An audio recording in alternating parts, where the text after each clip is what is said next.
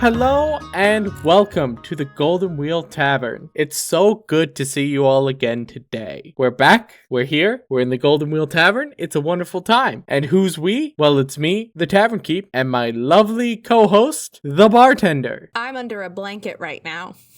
So am I. You are?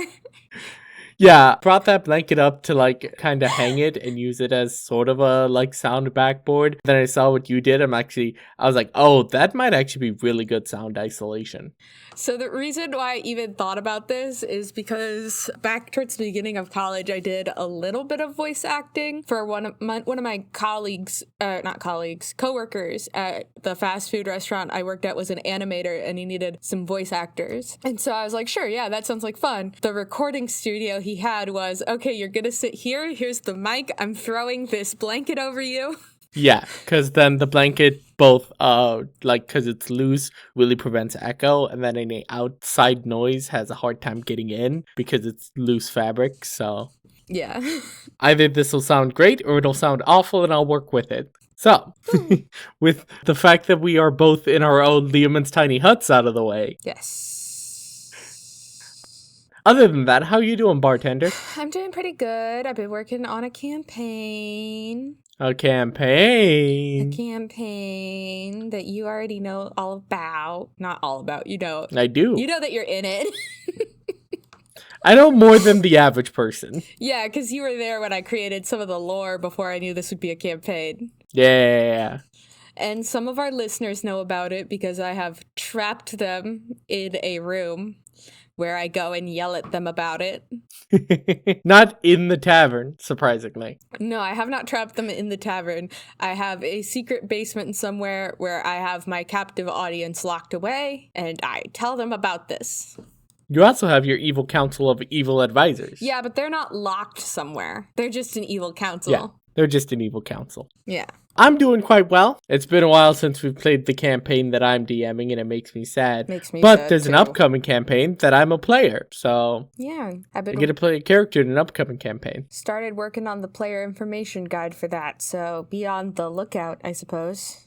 And I've started playing a new card game that I'm really excited about, that has given me a lot of inspiration. And I have a project that I'm hoping to get play tested sometime soon, and that's going to be fun. So... I'm doing quite well. You're doing quite well. Audience, you can let us know how you're doing quite well. Or how you're doing, I guess, by going to the reviews on whatever source you're listening to this on and giving us a high rating review and just tell us how you're doing. Just let us know. Give us, follow, whatever on any of the social medias. Leave us a review on wherever you're listening. Leave us, a like or whatever. Go to the various social medias. So Mastodon, Blue Sky, and Tumblr are the main ones. There are a couple new things, at least one new thing on the TikTok. So go check that out and give that a like. And tell me how you're doing over there as well. Just let me know how you're doing.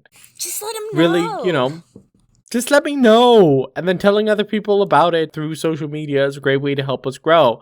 Another great way to help us grow is telling other people in person. Honestly, we ask for that more than anything else because that is the number one thing. Tell someone else about it. Let someone else know. Share your joy and love of this and any other podcast you listen to. Just let people know, And then if you want to support us besides going to the social medias and doing all that jazz, you've heard that spiel before. You've heard this spiel before. If you want extra stuff, go to the Patreon. Patreon.com/thetavernkeepsguide. You'll get the basically director's cut of the episodes, which means you'll get more side talk, more diatribes. Although I am using that word incorrectly every single time. Cold intro, cold outro, extra quiz bowl questions, that kind of stuff. You get a little bit extra if you go there. Also, join the Discord if you want. It's like your average Discord. There's not a lot going on, but there'll be more once there's more people, I'm bad at selling things, so let's move on to the Tavern Talking topic for today. Okay. Which is something... Sorry, go ahead. I say, what's the TTT? Give me the TTT, the Tavern Talking topic, is lines, veils, and wishes. Now, I know we've covered this before, basically twice, because we did do a safety tools episode and we've done a session 0 episode, but we feel like, especially with this upcoming campaign that the bartender's running, that we should really dig in and get into a bit of the nitty-gritty and how to handle some of the things in regards to lines, veils, and wishes. I like how that makes it sound like I'm incapable of handling those. Since the bartender's gonna be running a campaign, why don't we just go over these again? Yeah, that's what I meant, and not since it is extremely relevant to the bartender. That's what we're talking about. I'm just saying what it sounds like. It sounds like, I don't think you quite understand the concept. We've been over this before, twice now, but you haven't quite gotten it yet. This is my intervention. Yeah. For you. Yeah. Just. So, since you need to go, I mean, we should go over it again, and it's relative to you. Why don't you start us off with lines? Lines. Well, those are things that you draw. Lines are things you draw that create borders between one side and another. Lots of times you hear the phrase, I'm drawing the line here. In fact, back during, not to get political about it, but back during the Obama administration, there was a joke that he kept saying he was drawing the line, and he kept drawing new lines in different colors because he didn't actually care when people crossed it. Not to get political, back in the Obama administration.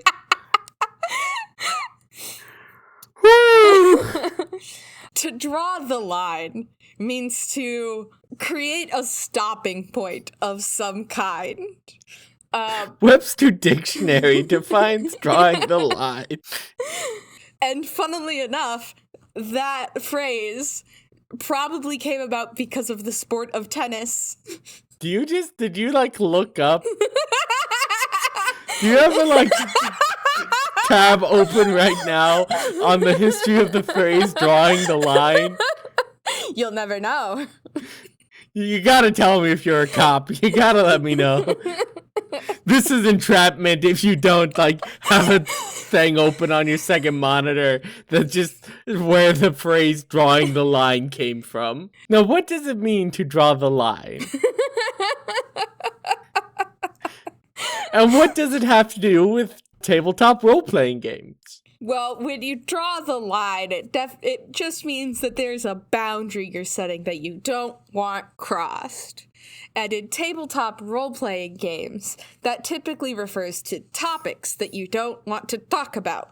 For a lot of groups, this will include things that are exceedingly graphic. Any sort of excessive violence, certain aspects of violence. There's also groups, it's quite common that anything lewd or unnecessarily untoward is typically might be tossed on lines as well. Really common lines include animal abuse, child abuse. Sexual abuse is also typically a line. So lines are, as the bartender said, hard-drawn things. Do not cross them. As opposed to veils. Now, veils refers to things pulled in front of other things to block them. Things similar to a wedding veil. Or, if you're looking beyond such a thing, you're piercing the veil. Or, like that one band that did at least one song. For sure, man. I know exactly who you're talking about. Or a curtain. Pierce the veil? I don't know who the or fuck a curtain. I don't know who the fuck Pierce the Veil is, okay? I don't know who the fuck curtains are. I was gonna say curse the veil. Curse the veil! Pierce the Veil's one of those 2010s emo pop bands. Yeah.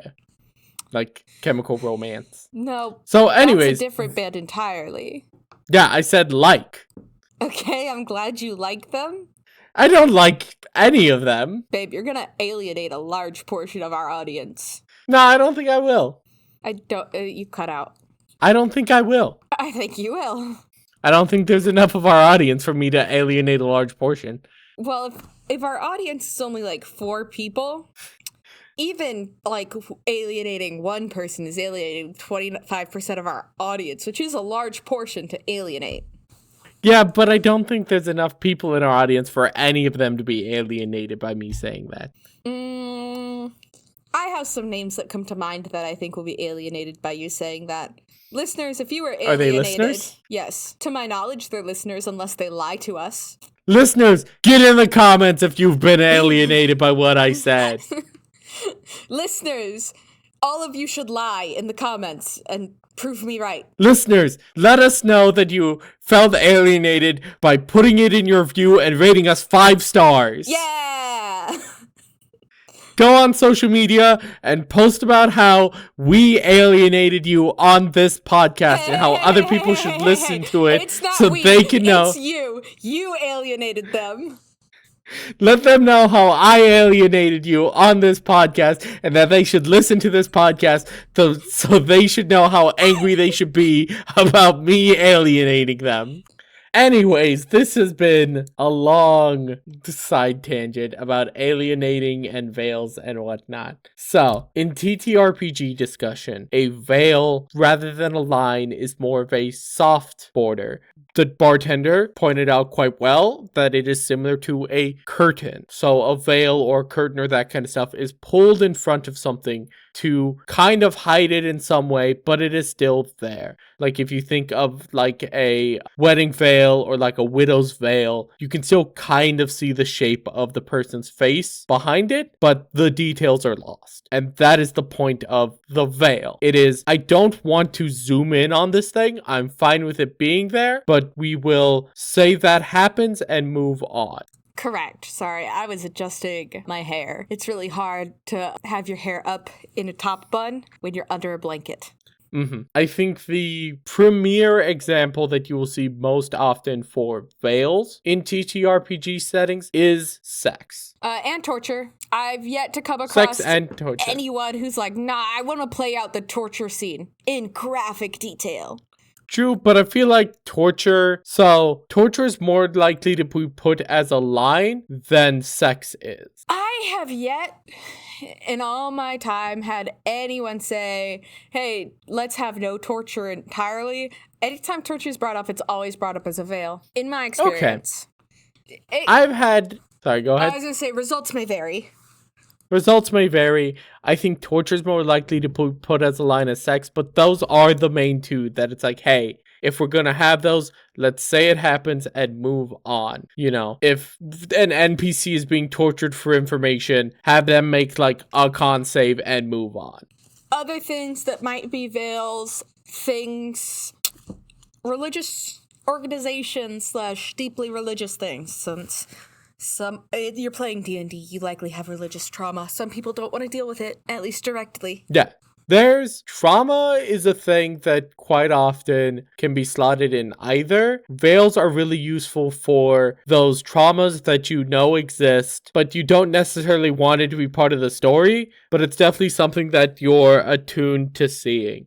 Sometimes you will see things such as like forms of discrimination as veils. Another thing that I do see a lot with veils is that a player will put that, we'll use torture, for example, as a line. Torture happening in the moment is a line. They don't want that. However, they're okay with allusions to someone having been tortured previously. Right. And in fact, I can personally attest that is sorts of things I will have is I'm fine with these sorts of things if they are like alluded to having happened in the past. I at no point want to sit down and have the DM tell me, okay, your character is watching someone be tortured. Even if then the veil is pulled and we moved on, I wouldn't be okay with that. Yeah. And I do feel a line / common, just like, hey, I don't want this to happen. It might not necessarily be a line as in like a specific topic, whatever. Just like please don't do this. I don't know how to describe it best. But there are lots of players who will be like, I don't want to be put in a glass cage, so to speak. Yep. One of our players in the game I'm running very much had a thing of none of those, like, for example, the start of Fallout 4, or there is, like, in one of the Saw games. It's a common thing in video games. It's the idea of the unbreakable glass that you just watch something bad happen through. Yeah. Which, I mean, personally, I would say try to leave that out of your games as much as possible anyways, since D&D does, like, heavily revolve around player agency. Obviously, there are some things that are just like, no, plot-wise, this has to happen, but maybe find a different way that's not a glass cage, you know? New note, tavern keeps guide topic player agency. Hell yeah. Guys, I'm inspiring topics for the podcast, and you know what? You could too. If you talk to us at all. Like, you don't need... or if you subscribe high enough on the Patreon, there is a reward tier for picking an episode topic. Yeah, if you want to... Or rather, working with me to decide an episode topic. If you want to very specifically make sure your thing is the topic, Patreon. Otherwise, you could just talk about shit in our server, and then we'll see it, and we might go, ooh. Yeah, or, message or retweet ourselves or comment on our stuff on the social medias, and it might be seen. Interact, Yeah. But where were we? We were on Veils. We were talking about the glass cage player agency. That is a common one. Try not to take away player agency. I feel like that is enough of a explanation between lines and veils for us to get into a bit of the more nitty-gritty of those two, and then we will cover wishes after that. I do want to make something abundantly clear. Using lines and veils is not some cowardly weak kind of thing. Like, we all have things that we don't necessarily like and don't want to see. Yeah, you as the dungeon master already have a very special privilege when you're crafting the campaign. If you don't like something and don't want to see it, it's not going to be in there because you're not going to put it in there. Give your players the chance to express the things they don't want in there. Yeah, and I am talking about the groups that are like, well, we don't need lines and veils because we're grown men. And it's like, just ask for them, though. Just put it out there. Yeah, you're grown men, but it's fine for you to say, hey, I don't want to hear about insert graphic thing here that I'm not actually going to say. I know that's what you're talking about. I'm saying the dungeon masters of those groups already have the privilege of saying, you know what? I don't think I'll have incest in this campaign. That makes me feel weird. Yeah, and you know what? You make a really good point. That is giving some small amount of creative power to the players, and I have yet to meet players that I would enjoy playing with that don't enjoy being given a small amount of creative power. I can get not wanting to, play with the DM who, is basically only going off what you say. I've heard horror stories of DMs that are basically, try to make Dungeons & Dragons just a story game. And that's an entirely different type of game. But being hey, what do you want to contribute to the story as a player is almost always welcome. Yes. But lines and veils, I'm going to be honest, I don't think there's a lot of nitty-gritty between those two, because it's really simple. Mm-hmm. If something's a veil on one person's sheet but a line on the other, you go with the line. It just doesn't get in there. Line always supersedes veil. The thing where it does start to get into nitty-gritty is, how do you handle the conflicts with wishes?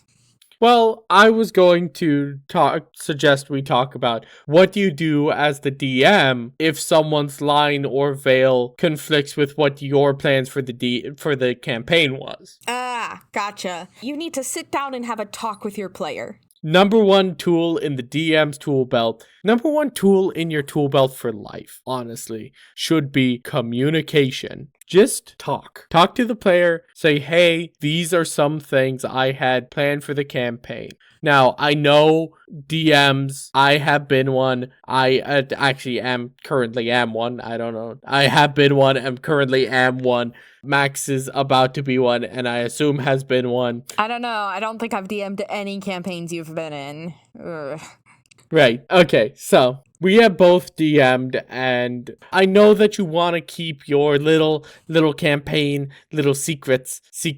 But I also know most DMs want to tell people everything. So there's a balance there. And where I'm going with this is it is fine to discuss some of your plans with players, especially if it will help resolve issues like lines and veils conflicting with that, because then you can work with the player and you can change things and make it more evocative in a way. I think. Hot take. Sorry, go ahead. What's your hot take?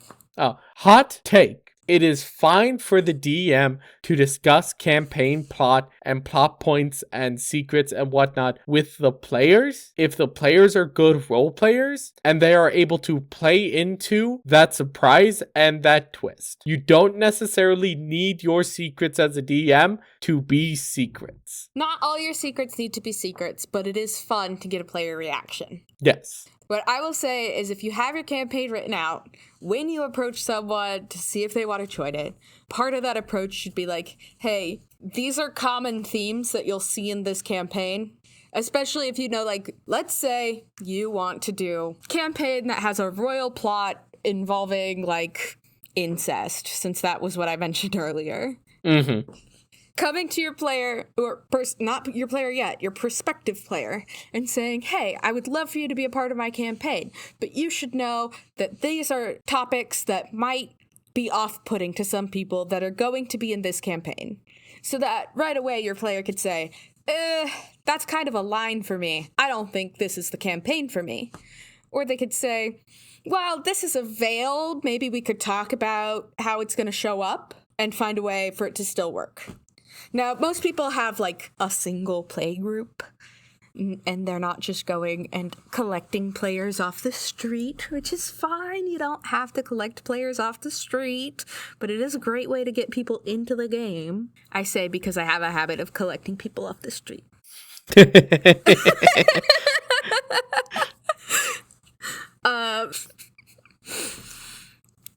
Most people have a designated play group, and in those designated play groups, you tend to know what's okay and what's not, but still bringing those, like, things that may or may not be problems to the forefront right away. Like, not everyone's okay with child sacrifice, you know? Mm-hmm. So having a child sacrifice plot might not be, you know, everyone's favorite thing in the world. But, like, it might be a veil for someone, and so you talk to them, they may be like, oh yeah, I don't like child sacrifice when I have to see it and it's gory. Yeah. But they might be okay if you're like, okay, well, what if this child sacrifice is just abandoning kids in the woods? They might be like, that would be fine, I guess. The number one tool in your belt is communication, and you just need to talk to people. Whether it is providing content warnings for your campaign up front, and then getting people's lines and veils, or getting people's lines and veils, and then talking with them about them. Now, here's an important thing if you're going to talk to somebody about their lines and veils. Their lines and veils are not to be tried to be negotiated out of. Correct. Like, if somebody says, hey, I have a line against incest, you don't get to be like, but, like, it's important to my campaign, so, like, can you maybe we could treat it as a veil? No, you don't get to try to renegotiate it. You just need to discuss how to possibly change things to make things work for them. You can maybe try to get to a finer definition in a way, like understand what it is about this thing that makes it a line. But once again, you're not a psychologist, so don't try to go too far with that. That's going to be more useful for if you're talking about wishes. Yeah. So, do you have anything else you want to say about lines and veils? I would say, like, the most quote-unquote negotiating, I wouldn't even call it that, would be, like, just, like, getting the, when it comes, like you said, getting specifics of it, not necessarily where it stems from. Most things in the world exist in shades of gray. But if it's, like, this is the campaign you want to run, and there is no way for you to do that, you either have to say, I'm going to change my campaign, or I will find other people to play with. And that feels shitty. But at the end of the day, it's about having fun. And if a group isn't going to, like, have fun with a campaign, you either change the campaign or change the group. Yep. You don't say, hey, I know this is your line, but it's my campaign, so I'm doing it anyways. You either negotiate to find a middle ground, or not negotiate, but talk about it to figure out a way it could work. Change your campaign, change the group. Yep, it's all about having fun, and as you said, it's if you're in the wrong group and in the wrong campaign, you're not going to be having fun. Yes. So saying, hey, you probably shouldn't be in this group because of the themes or context that will be happening, you won't be having fun, and the group won't be having fun. And that's what's important. I think as long as you communicate about it, anyone who's worth playing with will understand and be like, okay, I understand that this isn't for me. Yeah. I mean, obviously, I personally, unless you are starting a group from scratch, right? Like I was doing with the campaign that I'm going to be running, I didn't have a set group going into this. I was asking people, hey, do you want to be a part of this campaign? Because that's a lot easier to be like, hey, okay, I asked you to be a part of this campaign. These are the things that might set you off that are in it. Okay, that's not going to vibe with you. Cool. Maybe the next one will be great. Because that person's not losing anything necessarily. We talk about killing your darlings here a lot. Yes. I'm always going to suggest, if it's a set play group, I will always suggest, hey, maybe another campaign would just be better to run. Because these are your friends, I presume. And you want to play with them, I presume. So maybe the campaign you were hoping to run isn't going to be it. Maybe vampires really freak out one of your characters, so you're not going to be able to run Strahd at all. Maybe just change campaign. Yeah. That's harder. Sometimes you just have to. As I say, that's harder. I understand if it's a homebrew campaign, because I'm sure Ryan could imagine if someone was like, sorry, hero schools are my line. I can't do them. It would probably be rather hard to say, oh shit, I gotta give up on this campaign that I've been working on for so long. Yeah, it would definitely be a thing of, okay, if like multiple people say, hey, we can't do this, I would like shelve it, but it would be like, okay, I need to find some way to get this out there. And it would be tough, but I would understand, hey, this person's line is central to the core of this campaign. I can't run this campaign with that person. Yeah. If someone said to me, hey, religious theming is a no-go for me at all, I would have to be like, okay, this campaign isn't for you, unfortunately. Hopefully we'll get to play together at some other time. But there is a silver lining to Lines and Veils. There's a positive side to all of it, which is the wishes. Yes. Wishes are essentially the opposite of a line or veil, right? They are almost exactly what they sound like. They are things you wish are in the campaign. They are like, hey, please make this thing happen. For example, one of the wishes in the campaign I am currently running was, this character left, but was for them to fight one of the like creatures that's important to essentially his character's race. He was a Thrykean. There was a race of monsters that fed on Thrykean young, so fighting those was important to that character. So we didn't get around to it before the character left, but that was a wish I was planning on working in because they wanted that moment for their character. Yes. We can talk if you're cool with it. I have your wishes for my campaign. I was just about to scroll up and see how far back my Line Veils wishes document was. Well, it wasn't a document. It was a form I sent out. Yeah, but I sent it back to you at some point, so. No? I just don't know what form I sent it back to you through. No, I made a Google form. Okay. I thought I specifically sent the link back to you at some point, though. No. Okay. So there are some silly wishes on here, which is to say I know he put them on here sillily because I put them on my sheet for his campaign sillily. And the first one is a smooch from the DM and a cute dog. Wishes don't have to be serious all the time, you know? Sometimes you just want something. I know that one of them that I have for your campaign is like an NPC named Apple Bottom Jeans and an NPC named Boots. Apple Bottom Jeans and Boots with fur. With fur. Yes. Yeah. But they can be more serious, like some of the ones that you actually have on your form. Like, your character's name is M, just for everyone else to know. M having to choose between duty to their father and their duty to the world. Yeah. Another one you have on here is A, the heroes have failed and returned to their old lives. Now what? Arc. Yeah, I really wanted that moment where, like, you know, Avengers where Thanos has won and everyone's like, well, shit, and they have to return back home as failures in their quest. Yeah. Now, the nice thing about if you are in the process of writing your campaign or like not quite finished, you know, the general outline, but you're still doing the specifics, that sort of stuff.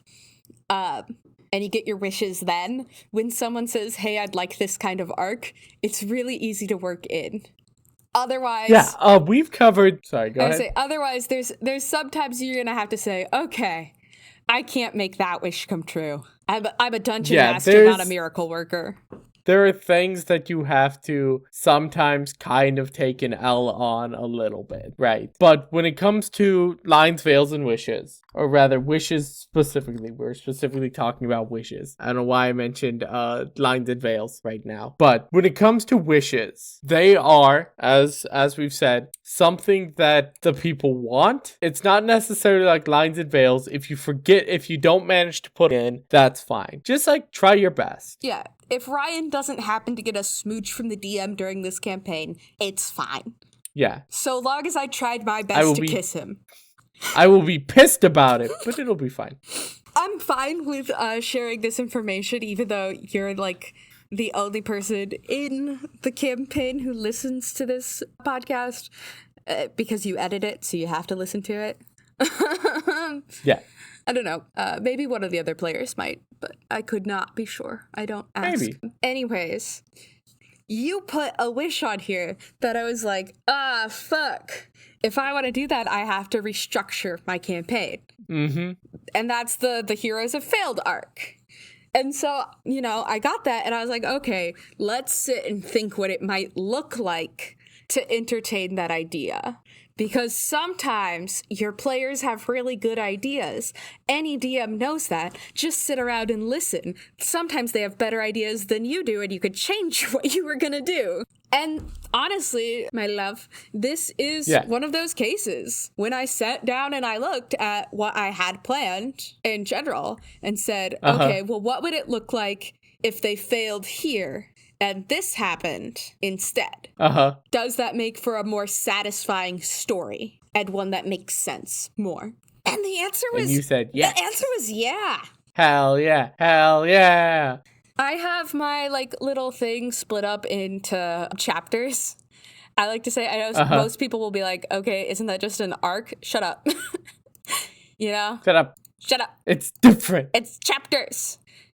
Because in theory, each level that you are is a different chapter. And if you've ever read a book before, not every arc gets resolved in a single chapter. Yeah. So my thing is also kind of split up into, I guess you could call them acts if you want to be like theatrical about it. But it is split up into arcs as well as chapters. And I have like information next to like the different things, like where you'll be and the 2 or 3 or 4 important like NPCs to the plot that you might meet or deal with, right? And I know about what those NPCs are and what they do. And sometimes, and because of you, I had to change not only where you guys were gonna be in different arcs, but what NPCs you were gonna meet when. And I don't want to say more because if someone else does listen, it would spoil it. There is some information that you're already privy to because, again, you were there when I created a lot of the lore for this world before it was supposed to be a campaign ever. Yeah, but you went through it and you were like, oh, if I put in the failure here, that changes things up and makes it a lot more interesting. Yeah, but this is a great example of somebody's wish. You know, they just put something out there. If I put on there, the heroes have failed, now what? Arc? If the DM never fulfilled on that, I'd be like, yeah, that's fine. That is a like complex, that is like an entire arc of a story. It's like, if that doesn't happen, that doesn't happen. But it's cool that it happened. And the fact that the DM is incorporating it makes me as the player happy. The DM gets cool ideas, that kind of stuff. And if it's minor stuff, the DM can kind of just toss it in. And then the player gets to be like, oh, that's my thing. I wanted that. Unless you're me, at which point I'm like, cool, there's a cute dog. That's great. There's a cute dog. And then Ryan is like, yeah, like one of your wishes? And then I'm like, that was one of my wishes? That was one of my wishes? I mean, I'm happy that it's here, but I didn't realize I requested it. Uh-huh. Sometimes wishes are a pain in the butt, though. Mm-hmm. I say, looking at your last wish. What was my last wish? Magic items that synergize with my build. And it's like, it's not like you're not going to get those. Uh-huh. But, would have been way easier for me if you were like, here's a list of magic items that synergize with the build I'm going for. Getting any of these at some point would be great. Just remind me and I'll make up a list for you at some point. I know. But sometimes your players might do that, and then you have to be like, okay, I'm going to have to sit my player down and be like, what is your build anyways? And that does get us into that little bit of what we discussed earlier of investigating a little bit. You can probably be fine investigating someone's wishes and finding out what exactly they want from it. Yeah. Because then that also will make it easier for you to incorporate it into your campaign. And sometimes players' wishes line up with one another, and that's great. Because then you're like, I gotta make everyone happy. You get a 2 birds, 1 stone. And again, when it comes to wishes, lines, and veils as a whole, all 3 of them, a line or a veil triumphs a wish any day. If someone doesn't want to see something that someone else really wants to happen in the campaign, sorry, bud, it's not happening. The power ranking goes lines, veils, wishes. Yeah. Although, I would be slightly concerned with knowing what most things get put on lines and veils if that's somebody's wish. Well, like, the example I gave you earlier when we were starting to talk about this before, you were like, no, this should be an episode topic. Let's not discuss this right now. We didn't actually say let's not discuss this right now. You were just like, this is good episode topic, and then you would have seriously write an outline. Mm-hmm. Like the religious thing. If someone in someone's wishes, they're like, hey, I want a cult that heavily mirrors Catholicism, that the group will interact with, hopefully in a major way, right? And someone else's line is like, religion, especially Catholicism. I use Catholicism because that one's the most aesthetic one that happens to show up like everywhere because it's the most aesthetic one, and it's the prettiest one, and it's fucked up. And also, a lot of people are Catholics or have been Christian and have trauma surrounding that. Yeah. So it's not like impossible for that. Or like, someone's wish might have something to do with spiders, and someone else's line might just be spiders. Yeah, I can see that, and there's a lot of mundane things like that. It's just also when I think lines and veils, as I said earlier, common ones are like forms of discrimination, torture.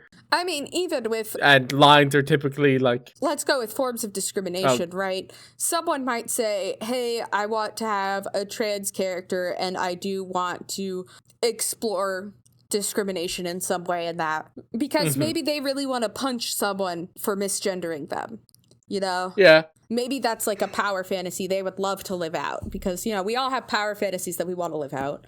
Yeah. And sometimes it's possible to live them out in a role-playing game. But someone else's line might be, hey, discrimination, or might be transphobia. That's the word I've been looking for. Then you just don't put that wish in there. Like, yeah. There are many ways that wishes and lines and veils can intersect, because sometimes people want strange things. And this is also where that investigation in regards to wishes can come in handy. Yeah. As we said, you can't really dig into lines and veils too much. You can try to get a little more specific, but you can't like alter it or anything in any way. The most you can do is get a little more specific. You could get clarification. But with wishes...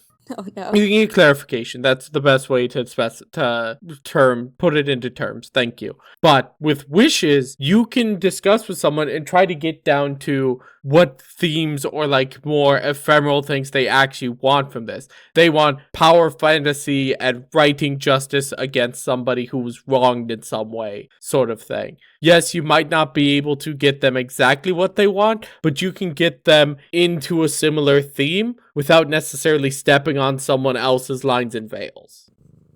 Exactly. speaking of disruption, let's go ahead and move on to the quiz bowl now that we have thoroughly discussed lines and veils and wishes.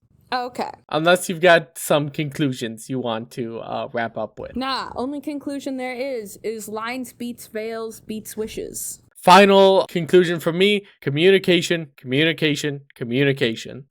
That's it. On to the quiz bowl. Take me home to the place where I don't know the answers to these questions. Take me home, oh quiz bowl.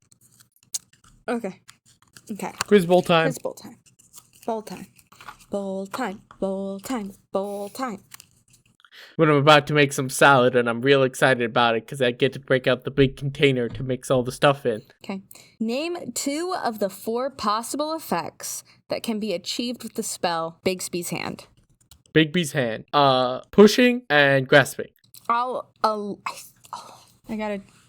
They're specifically looking for, like, the specific names of things. Oh, I thought they were called pushing and grasping. No. So I'll allow it, but Okay.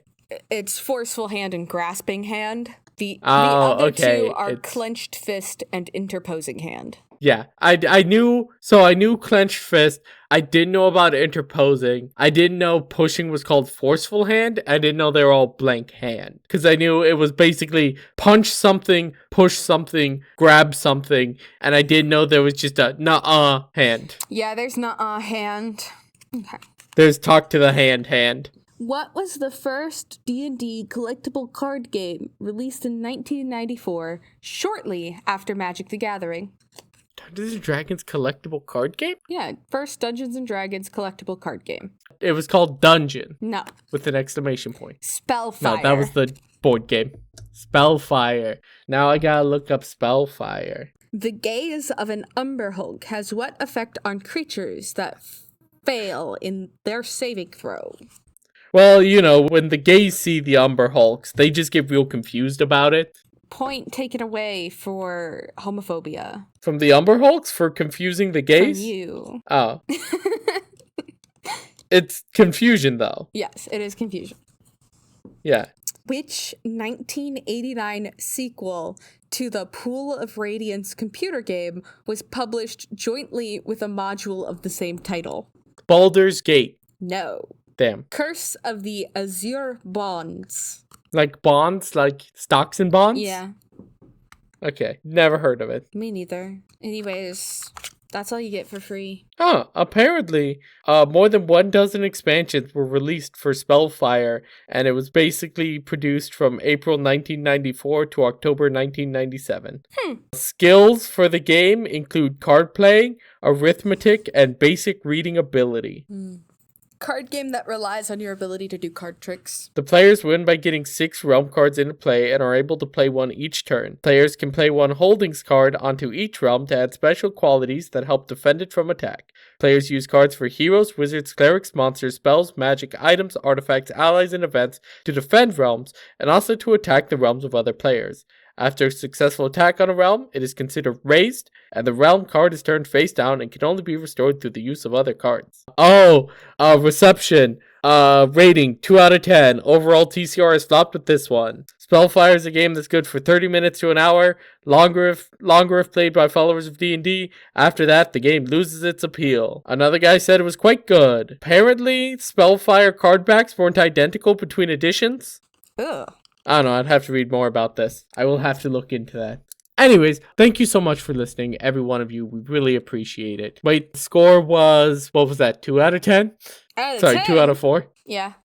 Hurry 2 up. out of 4. This Liamon's tiny hut is not temperature controlled. Neither is mine, and mine's even worse. Anyways, thank you so much for listening, every one of you, and we really appreciate it. We honestly do. If you want to support us, go to the social medias, like, follow, comment, anything there, interact with it. Leave a review wherever you're listening to this. That will also help us. If you want to help us as best you can, tell other people about the show. If you want to support us monetarily, go to the Patreon at patreon.com/tavernkeepsguy. Once again, we appreciate every one of you. Thank you for listening, and as always, make sure to tip the barmaids.